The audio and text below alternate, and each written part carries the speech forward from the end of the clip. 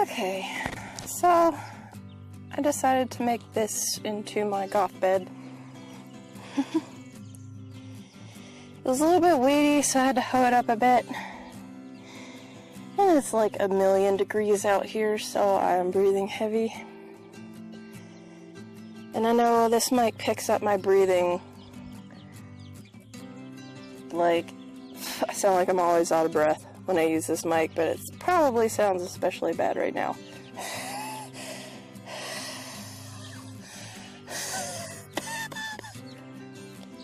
There were some volunteer barrage in here, which I'm going to leave because they're good for attracting beneficial insects.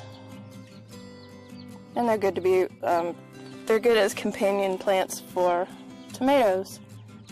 And they're blue, so that's a gothy enough color. It'll count. These are what I picked out for my goth bed.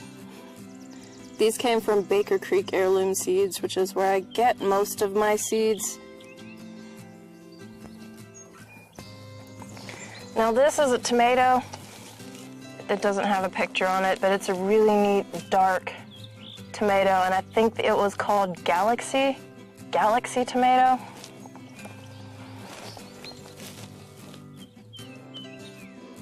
Have Buena Mulata peppers. It's a pretty purple hot pepper.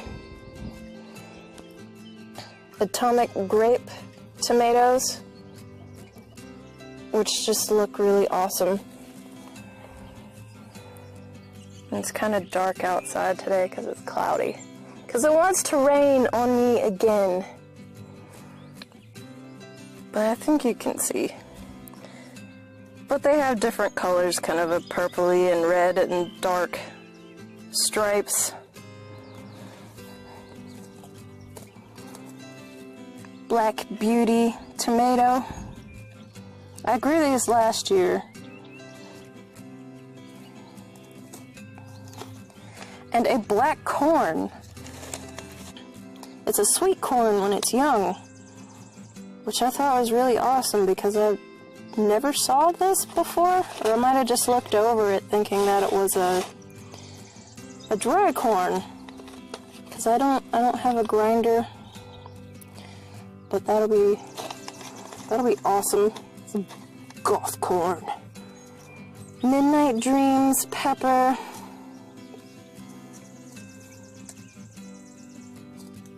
Black Hungarian pepper. Black Nebula carrots. Zulu pepper.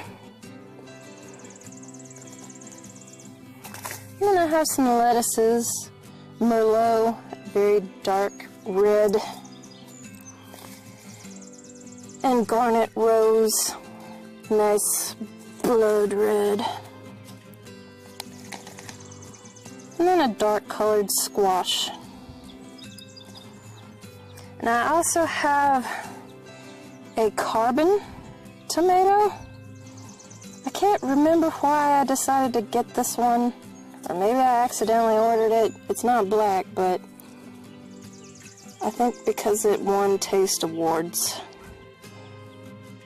So I wanted to try it, but it's got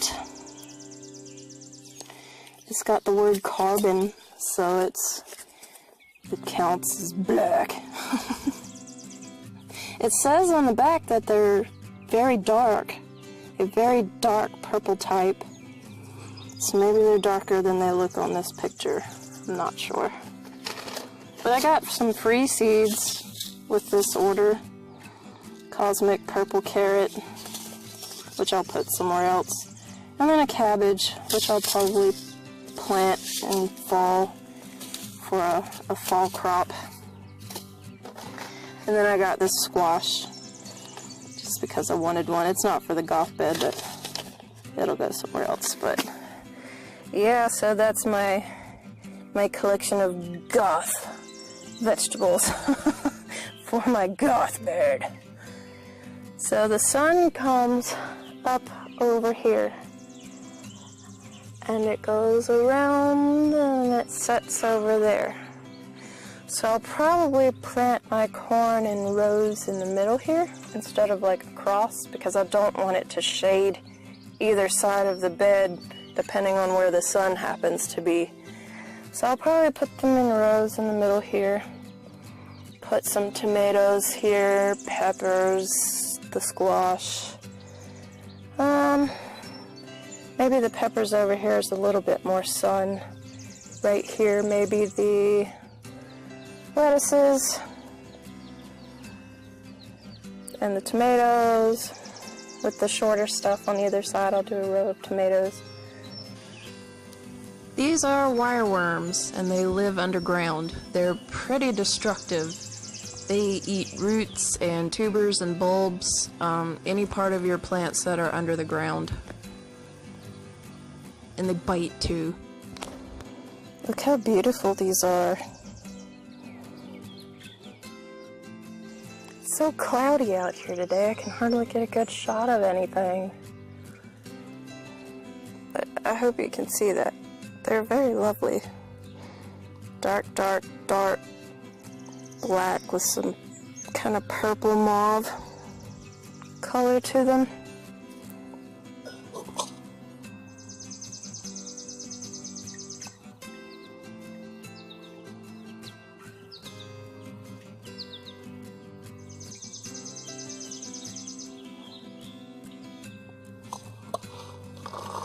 I'm planting them in a little bit of a trench so that when they pop up I can heap them up a little bit.